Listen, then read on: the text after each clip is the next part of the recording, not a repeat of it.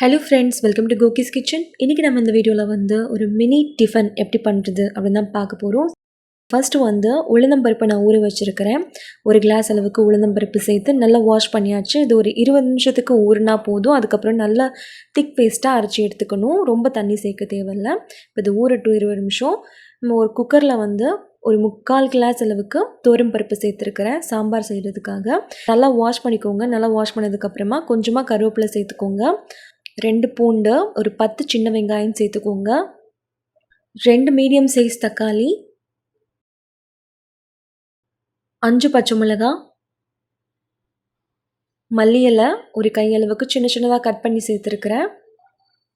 பெருங்காயம் கொஞ்சமாக சேர்த்துக்கோங்க. உப்பு தேவையான அளவுக்கு சேர்த்துக்கோங்க.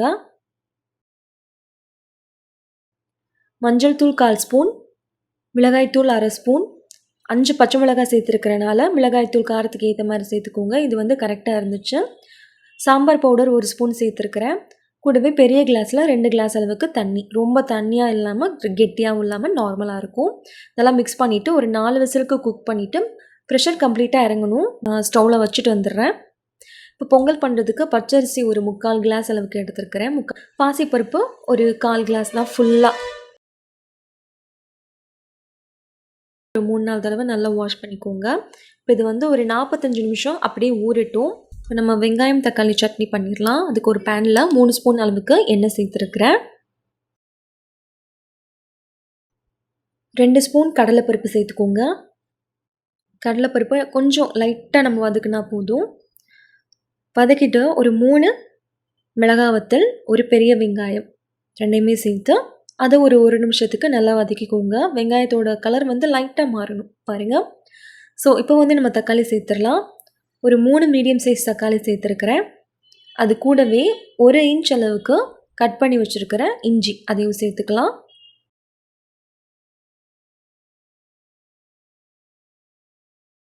தக்காளி நல்லா மசிய வதங்கணும். ஸோ நம்ம உப்பு போட்டு நல்லா வதக்குனா ஈஸியாக சீக்கிரமாக வதங்கிடும்.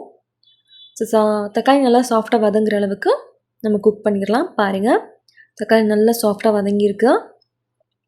நம்ம ஸ்டவ் ஆஃப் பண்ணிடலாம். நல்லா கம்ப்ளீட்டாக ஆறணும். ஆறுனதுக்கப்புறமா நம்ம மிக்ஸி ஜாருக்கு ட்ரான்ஸ்ஃபர் பண்ணலாம்.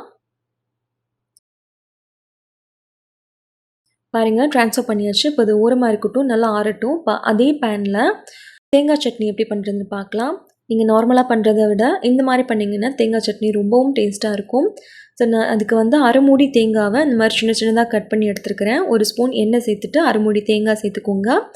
1 இன்ச் அளவுக்கு இஞ்சி, 4 பச்சை மிளகாய் சேர்த்துக்கலாம். அது ஒரு 4-5 நிமிஷத்துக்கு லோ ஃப்ளேமில் விட்டு வதக்கிக்கோங்க. அந்த மாதிரி 5 நிமிஷத்துக்கு அப்புறமா ஒரு கையளவுக்கு பொட்டுக்கடலை சேர்த்துக்கோங்க. சேர்த்துட்டு அதையும் 1 நிமிஷத்துக்கு நல்லா வதக்கிட்டு நல்லா ஆற விட்டுருங்க. இதுவும் நல்லா ஆறணும். நம்ம அதுக்குள்ளே இந்த சட்னி அரைச்சிட்டு வந்துடலாம். கொஞ்சமாக பெருங்காயம் சேர்த்துக்கோங்க. தண்ணி சேர்த்து நல்லா ஃபைன் பேஸ்ட்டாக அரைச்சி எடுத்துக்கோங்க. பாருங்கள், நம்மளோட தக்காளி வெங்காயம் சட்னி சூப்பராக ரெடி ஆகிடுச்சு. இப்போ நம்ம கோகோனட் சட்னி அரைச்சிடலாம். நம்ம வதக்கணும் இல்லையா, அது இதெல்லாம் சேர்த்துடலாம்.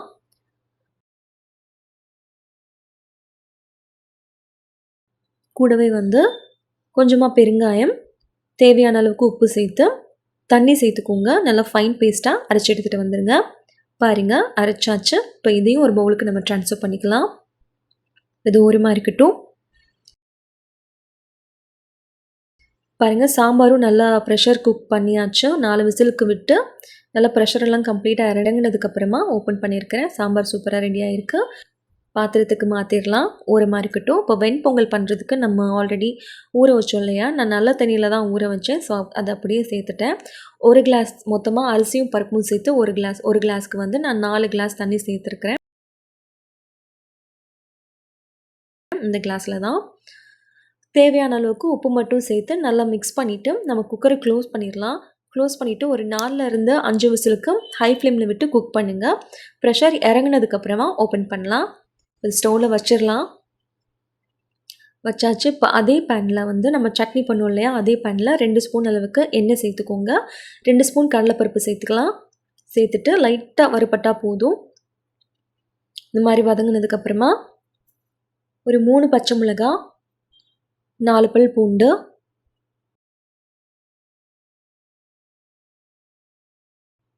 1 இன்ச் அளவுக்கு இஞ்சி, இது எல்லாத்தையும் சேர்த்து அந்த பூண்டோட பச்சை வாசனை போகணும். பூண்டு லைட்டாக கலர் சேஞ்ச் ஆனதும் நம்ம மற்ற இன்க்ரீடியன்ட்ஸ் சேர்த்துடலாம்.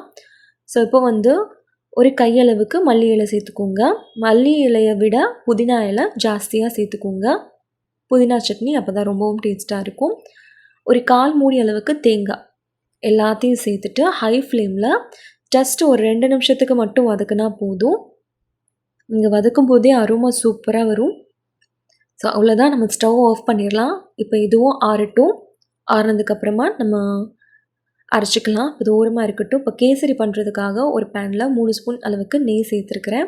நெய் லைட்டாக சூடானதும் இதில் வந்து கொஞ்சமாக முந்திரி பருப்பு, கொஞ்சமாக கிஸ்மிஸ் சேர்த்துக்கோங்க.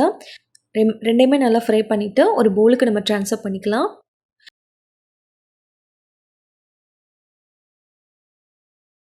இந்த மாதிரி நல்லா ஃப்ரை ஆனதுக்கப்புறமா ஒரு பவுலுக்கு நம்ம ட்ரான்ஸ்ஃபர் பண்ணியாச்சு. இப்போ அதே நெய்யில் வந்து 1 கிளாஸ் அளவுக்கு ரவை எடுத்துக்கோங்க.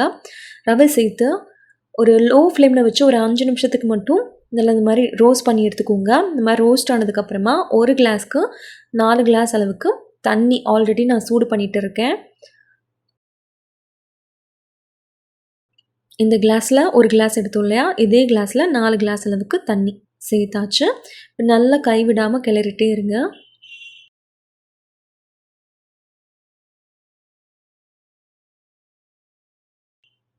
பாருங்கள், இப்போ இந்த ஸ்டேஜில் வந்து நல்லா இந்த மாதிரி கெட்டி ஆனதுக்கப்புறமா நம்ம சர்க்கரை சேர்க்கணும்.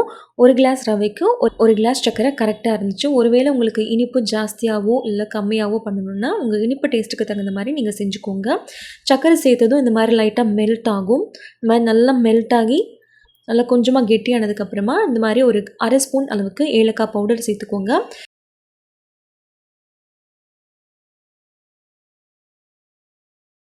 நம்ம ஃப்ரை பண்ணி வச்ச அந்த ட்ரை ஃப்ரூட்ஸையும் சேர்த்துடலாம். கூடவே ஒரு 2 ஸ்பூன் அளவுக்கு நெய் சேர்த்துக்கோங்க. சேர்த்துட்டு நல்லா ஒரு தடவை மிக்ஸ் பண்ணி விட்டுக்கோங்க. நம்ம இப்போ ஸ்டவ் ஆஃப் பண்ணிடலாம். நம்மளோட ரொம்பவும் அருமையான கேசரி சூப்பராக ரெடி ஆயிடுச்சு. இப்போ இதுவும் இருக்கட்டும்.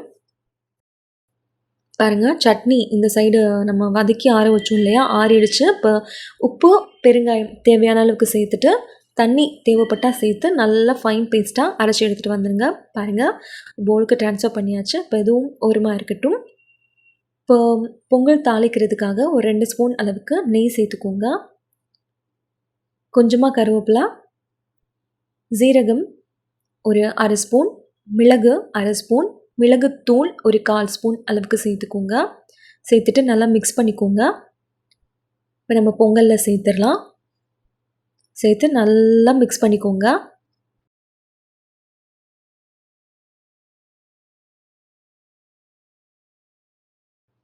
நம்மளோட பொங்கலும் ரெடி ஆகிடுச்சு. நம்ம வடை ரெடி பண்ணோம் இல்லையா, ஸோ அந்த மாவு வந்து நல்லா இந்த மாதிரி கெட்டியாக பண்ணதுக்கப்புறமா கொஞ்சமாக கருவேப்பிலை, ஒரு 3 பச்சை மிளகாய், ஒரு கையளவுக்கு கொத்தமல்லி இலை நல்லா ஃபைனாக சாப் பண்ணி எடுத்துக்கோங்க. பெருங்காயம் கொஞ்சமாக சேர்த்துக்கோங்க.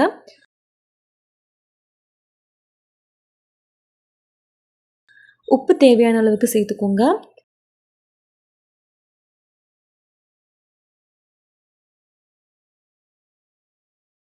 ரெண்டு ஸ்பூன் அரிசி மாவு சேர்த்துக்கோங்க. சேர்த்துட்டு இந்த மாதிரி நல்லா அடித்து அந்த மாவை நல்லா அடித்து இந்த மாதிரி பிசையணும். ஒரு 2-3 நிமிஷத்துக்கு இந்த மாதிரி நல்லா அடித்து பிசைஞ்சுக்கோங்க.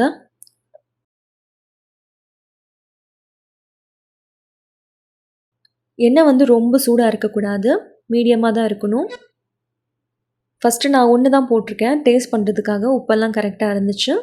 ஸோ அதனால் மிச்சதையும் நான் போட்டு எடுத்துக்கிறேன். ஸோ அவ்வளோதாங்க.